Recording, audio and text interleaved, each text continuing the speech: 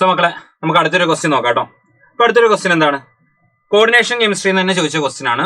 The സ്പിന്നുള്ളി magnetic moment value of square planar complex platinum NH3 twice Cl NH2 NH3 Cl is dash bohr magneton.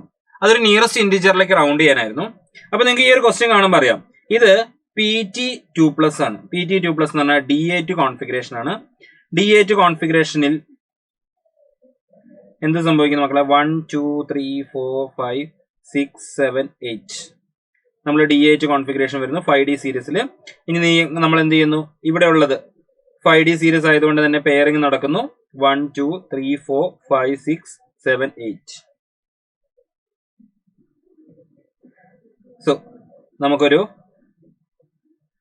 DsP2 എന്ന് പറഞ്ഞൊരു configuration ആണ് നമുക്കിവിടെ കിട്ടിയിരിക്കുന്നത്.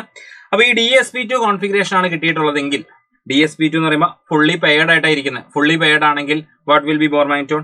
Number of unpaired electrons പറഞ്ഞേ. Number of unpaired electrons എത്ര വരും? Equal to 0. അതുകൊണ്ട് തന്നെ magnetic moment will be equal to 0. So നമ്മുടെ ആൻസർ എന്താണ് മക്കളെ വരിക? ആൻസർ നമുക്കിവിടെ 0 എന്ന് എടുക്കാം.